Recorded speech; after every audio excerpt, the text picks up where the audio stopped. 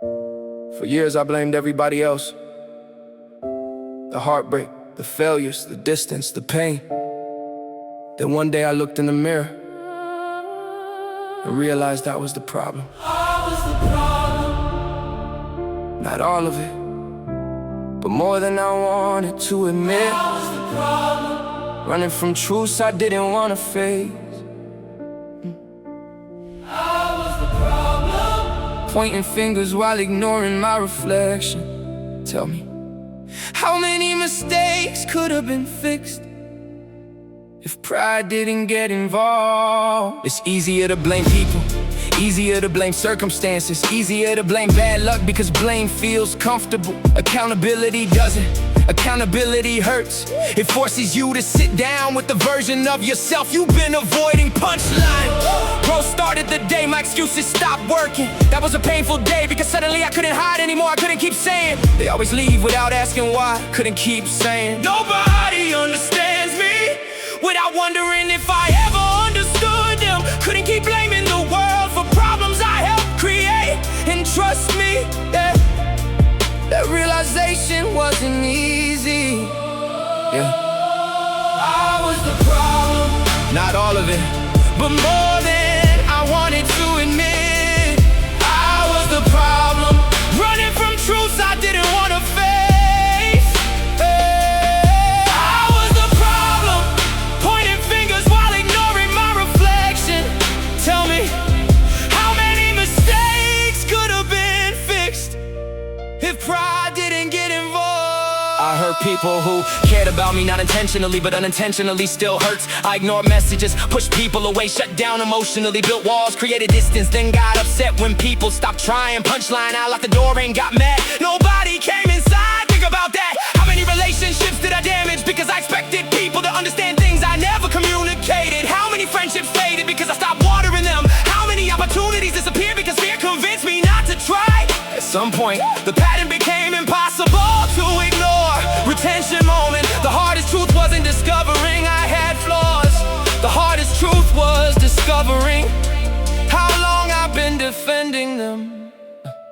I called it protecting my peace, sometimes it was avoidance. I called it independence, sometimes it was isolation. I called it being careful, sometimes it was fear. What I call self-protection was often self-sabotage. Wearing a better outfit that one hurt because it was true. I sabotaged good things, good relationships, good opportunities, good moments. Not because I wanted pain, because pain felt familiar.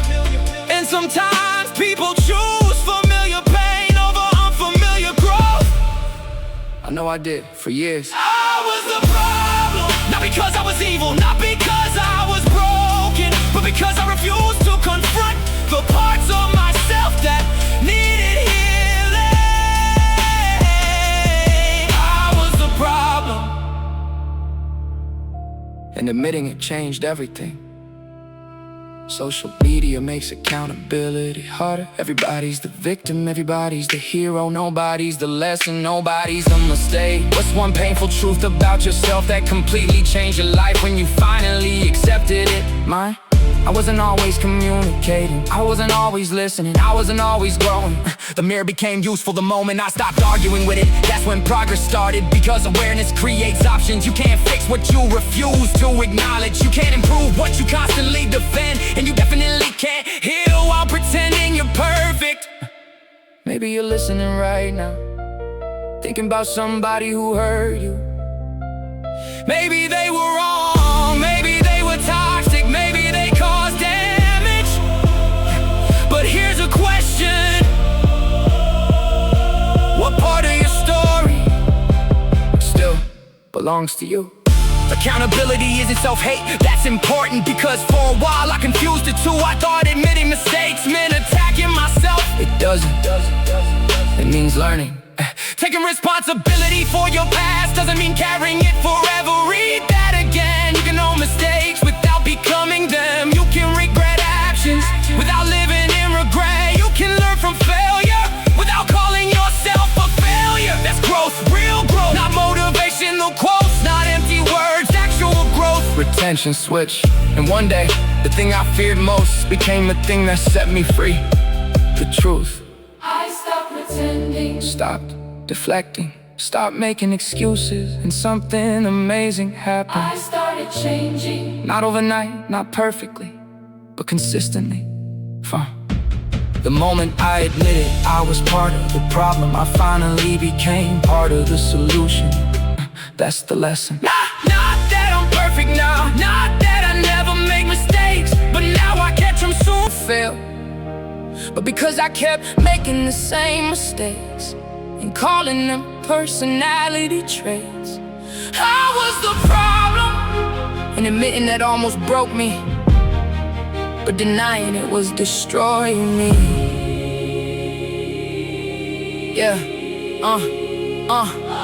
For the longest time, I thought honesty meant pointing out everybody else's flaws. I could tell you who betrayed me, who disappointed me, who walked away, who broke promises. I had a list, a long one. Punchline, funny how I knew everybody else's mistakes by heart, but couldn't remember my own. That's real, because blame is comfortable. Blame gives you a villain. Blame gives you an excuse. Blame protects your ego, but accountability puts your reflection on trial. And most people aren't ready for that conversation. Neither was I. I was the problem. Not because I meant to hurt people, not because I wanted to fail, but because I kept making the same mistakes and calling them personality traits. I was the problem, and admitting that almost broke me, but denying it was destroying me. I pushed people away, they complained about being lonely. Ignore good advice, they complained about my results. Refused to communicate, they complained about being misunderstood. Punchline, I was planting weeds and praying for flowers. Think about that. How many times did I sabotage my own happiness? How many opportunities did I waste because fear disguised itself as logic? How many relationships suffered because I expected people to read minds instead of words? The truth hurts, but confusion hurts longer. And eventually I got tired of being confused. Retention moment, the hardest realization wasn't that I had flaws, it was realizing my flaws had consequences.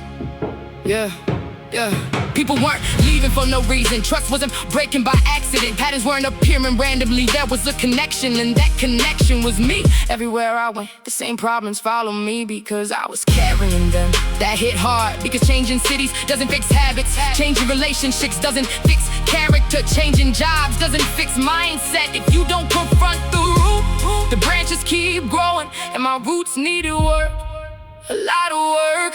I was the problem, not every time, but enough times to matter. I was the problem, and pretending otherwise only delayed my growth. I was the problem, and finally owning it started setting me free. One thing nobody tells you, self-awareness is painful. You start noticing things, the interruptions, the defensiveness, the impatience, the pride, the excuses. Common trigger, what's one habit you had to admit was hurting your life before things started getting better? Mine was simple.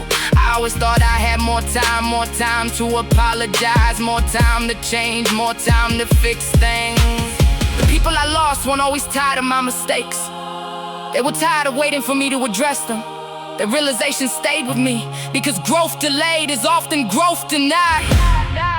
Maybe you're listening right now, thinking about somebody who hurt you. That's valid. But here's a tougher question. What part of your pain was caused by choices you refused to examine? For years I thought changing meant becoming somebody new. Now I know better. Changing means becoming honest. Honest about your patterns, honest about your weaknesses, honest about your role in the story. Healing began when I stopped asking, why is this happening to me? And started asking, what am I teaching people to expect from me? That's a different conversation, a deeper one that forces growth, one that forces responsibility, one that eventually creates peace. Because accountability doesn't trap you, it frees you. Retention, switch. And here's the crazy part, the truth I spent years running from became the exact thing that saved my future. The moment I admitted I was part of the problem, I stopped being powerless. Because if I contributed to the problem, I could contribute to the solution. Victims wait for change, growth starts when you become the change. Read that again. because that sentence changed my life. I stopped waiting, stopped blaming, stopped hoping somebody else would fix what I refused to confront. And little by little, everything improved. Not because life got easier, because I got better.